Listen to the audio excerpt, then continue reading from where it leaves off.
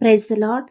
అందరూ బయటికి వెళ్ళిన వాళ్ళు, ఆఫీసులకు వెళ్ళిన వాళ్ళు, మీ బంధువుల దగ్గరికి వెళ్ళిన వాళ్ళు, స్కూల్స్ కాలేజెస్కి వెళ్ళిన వాళ్ళు క్షేమంగా మీ పనులు ముగించుకొని మీ గృహాలకు చేరుకున్నారండి. మరి ఈ నెలంతా, ఈ దినమంతా తండ్రి ఆయన రెక్కల క్రింద మనల్ని భద్రపరిచాడు కదా. ఎంతోమంది ఎన్నో ఇబ్బందుల్లో ఉన్నారు, ఎన్నో అనారోగ్య సమస్యలతో ఉన్నారు, ఇంట్లో మనశ్శాంతి లేకుండా లైఫ్ స్పాయిల్ అయిపోయి ఎంతోమంది ఉన్నారు. కానీ మనల్ని ఒక క్రమ పద్ధతిలో మనల్ని నడిపి ఒక క్రమంగా మనల్ని పెంచుతున్నాడు మన తండ్రి. చక్కగా నైట్ దేవుని స్తుతించడం, గాఢ నిద్ర ఇమ్మని అడుగుతున్నాం, తండ్రి ఇస్తున్నాడు. మరలా లేచి మార్నింగ్ నూతన దినంలో మన ప్రాణంతో ఉండేలా తండ్రి కృపానుగ్రహిస్తున్నాడు. మరలా మనల్ని ఆఫీసుకు తీసుకెళ్తున్నాడు, మన పనుల్లో తండ్రి తోడుగా ఉంటున్నాడు. మరలా అంతే క్షేమంగా మన గృహాలకు చేరుస్తున్నాడు. మనం ఏ పని చేయాలన్నా, ఏది చేయాలన్నా మన తండ్రి తోడు లేకుండా మనం చేయగలమండి? ఆయన కృప మనకు తోడుగా లేకుండా మనం ఏ పనైనా చేయగలమా? ఒక్క చిన్న పనైనా అస్సలు చేయలేం కదండి. ఒకవేళ చేయాలని పూనుకున్నా, బైబిల్లో మనం చూసాం, దేవుని వాక్కు లేకుండా, దేవుని పర్మిషన్ తీసుకోకుండా మనం ఆకాశాన్నంటే అటువంటి గోపురాలు మనం కడదామని మనుషులు పూనుకున్నప్పుడు అది ఏమైందో మనందరికీ తెలుసు కదా. వాళ్ళ భాషని తారుమారు చేసేసాడు తండ్రి. తారుమారు చేసేసి ఒకటడిగితే ఒకటివ్వడం, ఇక ఆ పని అక్కడితో ఆపేశాడు.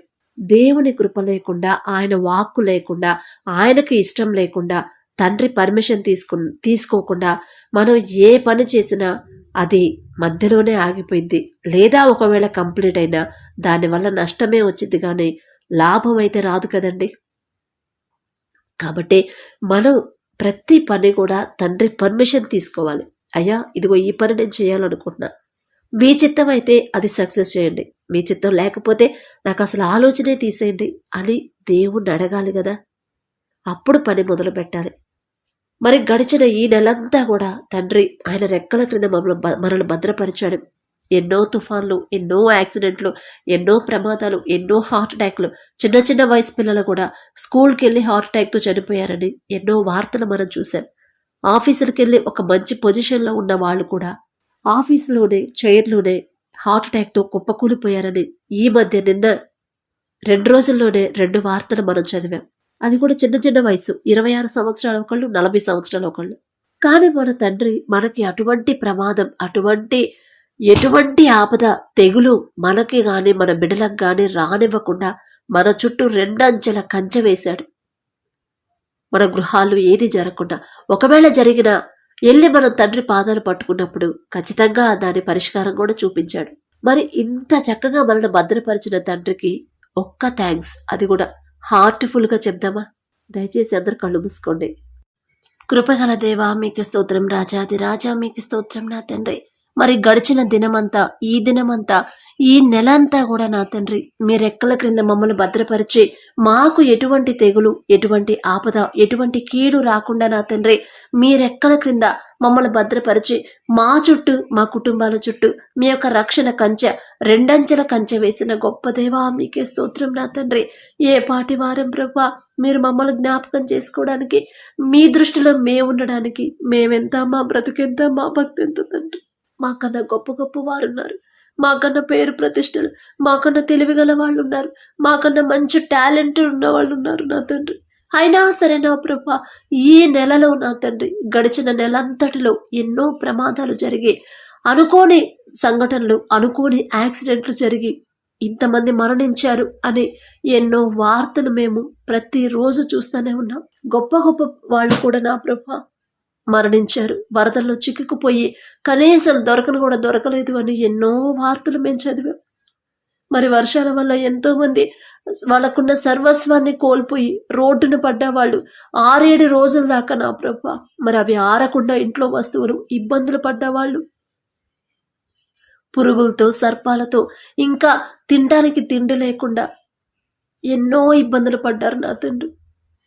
కానీ నా ప్రభా, మేము ఇంత క్షేమంగా ఉన్నామంటే అది మా గొప్పతనం కాదు ప్రభా, మేము తీసుకున్న జాగ్రత్తలు కానే కాదు తండ్రి. మీ దయే నా ప్రభా, మీ జాలి మా మీద ఉండబట్టి, మీ కరుణ మా మీద ఉండబట్టి ఏ పాటి వారం ప్రభా. వరదల్లో ఉన్నవాళ్ళు ఎంతోమంది మాకన్నా భక్తి గల వాళ్ళు ఉండొచ్చు, ఎంతోమంది మీకు ఇష్టంగా జీవించే వాళ్ళు ఉండొచ్చు. అయినా సరే ప్రభా, మా మీద మీరు స్పెషల్ కేర్ చూపించిన తండ్రి. మరి ఈ పరిస్థితుల్లో ఈ ముగింపులో నా తండ్రి, ఈ నెల ఆఖరిలో నా ప్రభా మమ్మల్ని నిలబెట్టినందుకు మీకే స్తుతి స్తోత్రం నా తండ్రి. ఈ గడిచిన నెలంతా ప్రభా మమ్మల్ని కాపాడి భద్రపరిచిన దేవా మీకే స్తుతి స్తోత్రం. ఆకాశం వైపు కనులెత్తి చూసే అర్హత కూడా మాకు లేదయ్యా.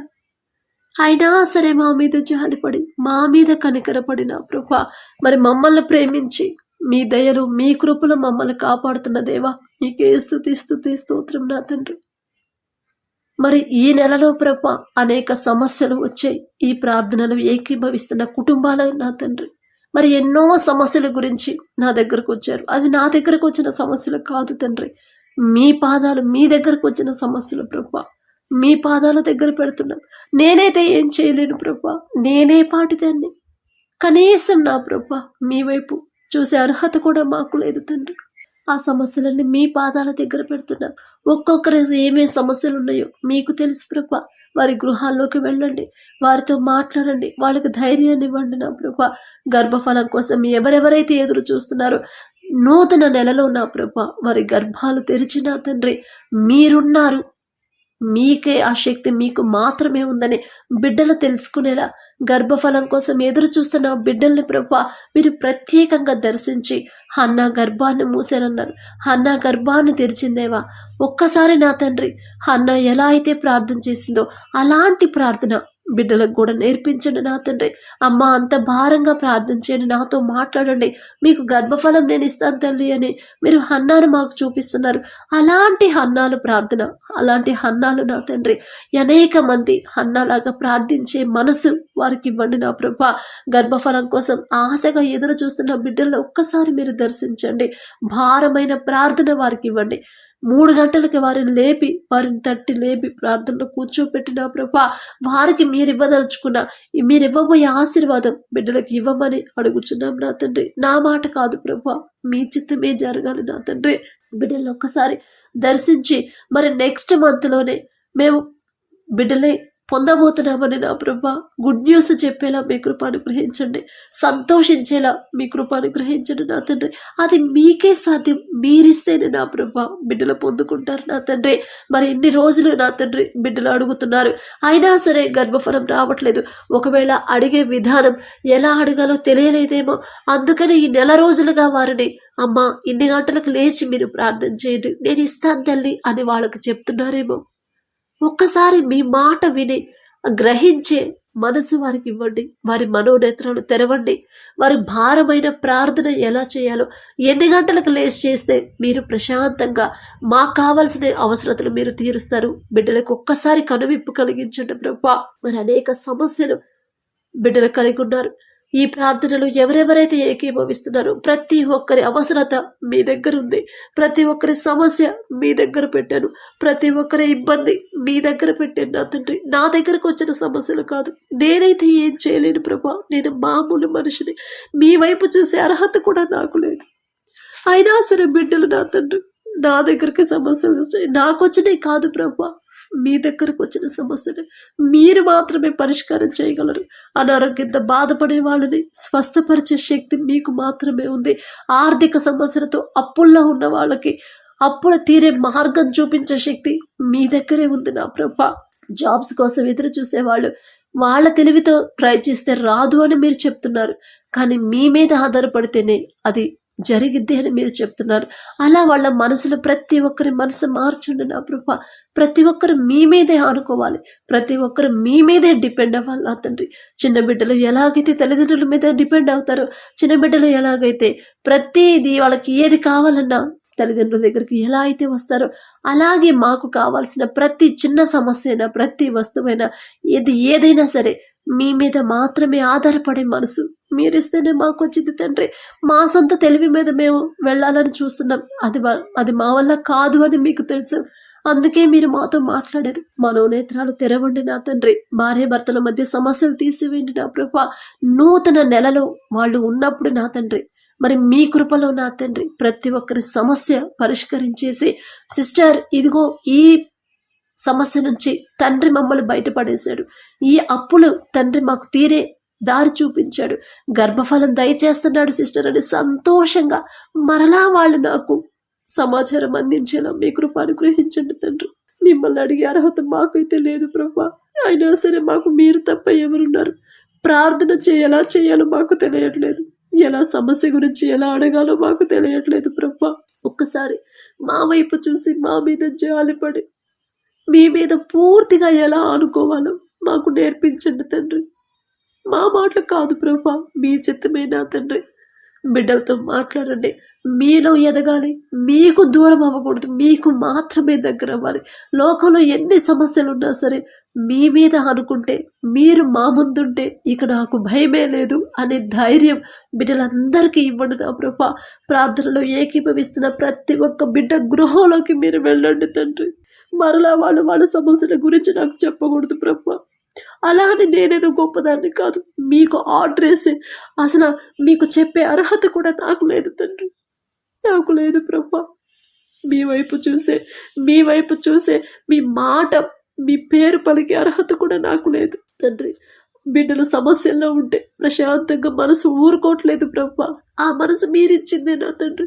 ఒక్కసారి వారి గృహాల్లోకి వెళ్ళండి. వారికి ఆర్థిక సమస్యల, అప్పుల సమస్యల, అనారోగ్య సమస్యల, ఉద్యోగం లేదా, లేకపోతే గర్భఫలం లేదా, లేకపోతే ఉద్యోగాల కోసం గవర్నమెంట్ జాబ్స్ కోసం చూస్తున్నారా, బిడ్డల భవిష్యత్తు కోరుకుంటున్నారా, లేకపోతే బిడ్డల దారి తప్పిపోతున్నారు, మీ వైపు తిరగాలని ఆశపడుతున్నారా? ప్రతి ఒక్క సమస్యకి పరిష్కారం మీ దగ్గరే దొరికింది తండ్రి.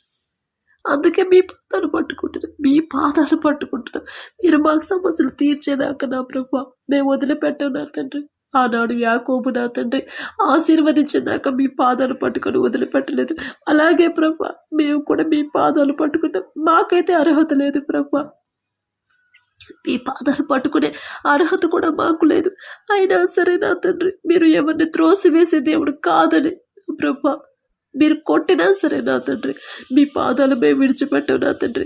మీరు మమ్మల్ని ఆశీర్వదిస్తేనే, మా సమస్యలు తీసేస్తేనే మేము వదిలిపెడతాం ప్రభా. మీరు తప్ప మాకు ఇంకా వేరే దిక్కు లేదు తండ్రి. మా తెలివితో మేమేం చేయలేము తండ్రి. ఒక్కసారి మా గృహాల్లోకి రండి. మా కుటుంబాల్లో ఉన్న సమస్యలు మీరు చూస్తున్నారు. సమస్యల నుంచి బయటపడే దారి లేక మేము సతమతమైపోతున్నాం తండ్రి. మా తెలివి, మా జ్ఞానం మీద మేము ఆధారపడుతుంటే బుద్ధి చెప్పే మాకు మీరే సమస్యలు పరిష్కరించండి. మీ పాదాలు పట్టుకుంటాం, సమస్య తీరేదాకా, తీసేసిందాకా మీ పాదాలు విడిచిపెట్టాను ప్రభా. ప్రతి ఒక్కరు సంతోషంగా వాళ్ళు మళ్ళీ నాకు సమాచారం ఇచ్చేలా మీ కృప అనుగ్రహించమని, మరి గడిచిన ఈ దినం అంతా, ఈ నెలలంతా నా ప్రభా, మరి మీ మనసు నొచ్చుకునేలా మేము ప్రవర్తించుంటే క్షమించండి, మిమ్మల్ని బాధ పెట్టేలా ప్రవర్తించుంటే మమ్మల్ని క్షమించమని అడిగే అర్హత లేని వాళ్ళం తండ్రి.